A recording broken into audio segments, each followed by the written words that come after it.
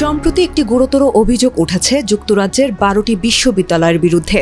বলা হচ্ছে সাবেক সামরিক গোয়েন্দা কর্মকর্তা দ্বারা পরিচালিত একটি বেসরকারি সংস্থাকে অর্থ দিয়ে শিক্ষার্থী ও শিক্ষাবিদদের উপর নজরদারি চালিয়েছে এই বিশ্ববিদ্যালয়গুলো। বিশেষ করে যারা ফিলিস্তিনের প্রতি সংহতি প্রকাশ করেছেন তাদের উপর এই নজরদারির মাত্রা ছিল বেশি। আল জাজিরা ইংলিশ ও লিবার্টি ইনভেস্টিগেটসের একটি যৌথ অনুসন্ধানে জানা গেছে, হোরাস সিকিউরিটি কনসালটেন্সি লিমিটেড নামের ওই সংস্থাটি বিশ্ববিদ্যালয়গুলোর হয়ে শিক্ষার্থীদের সামাজিক যোগাযোগ মাধ্যম পর্যবেক্ষণ এবং গোপনে সন্ত্রাসবাদ বিরোধী ঝুঁকি মূল্যায়ন করেছে। আর এ বাবদ 2022 সাল থেকে এ পর্যন্ত সংস্থাটিকে দেয়া হয়েছে অন্তত 4,40,000 পাউন্ড। অভ্যন্তরীণ নথিতে দেখা গেছে নজরদারির তালিকায় ছিলেন ম্যানচেস্টার মেট্রোপলিটন বিশ্ববিদ্যালয়ে আমন্ত্রিত এক ফিলিস্তিনি শিক্ষাবিদ এবং লন্ডন অফ ইকোনমিক্সের একজন ফিলিস্তিনপন্থী পিএইচডি শিক্ষার্থী।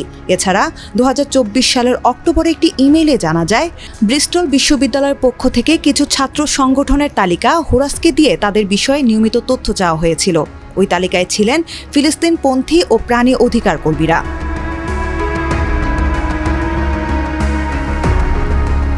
হোরাসকে অর্থ দেয়া বিশ্ববিদ্যালয়গুলোর মধ্যে রয়েছে Oxford, Imperial College London, University College London, Kings College London, Sheffield, Leicester, Nottingham ও কার্ডিফ মেট্রোপলিটন বিশ্ববিদ্যালয়। তবে এসব কার্যক্রম যে অবৈধ এমন কোনো প্রমাণ পাওয়া যায়নি।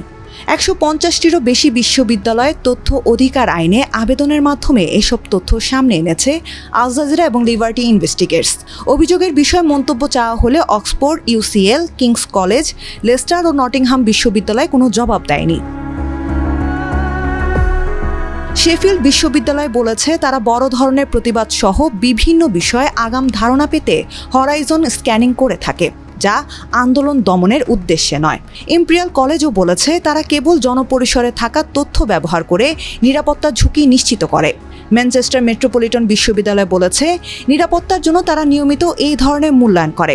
আর শহরের বিভিন্ন প্রতিবাদ সম্পর্কে তথ্য পেতে হোরাসকে নিয়োগ দেওয়া হয়েছে বলে জানিয়েছে ব্রিস্টল বিশ্ববিদ্যালয়।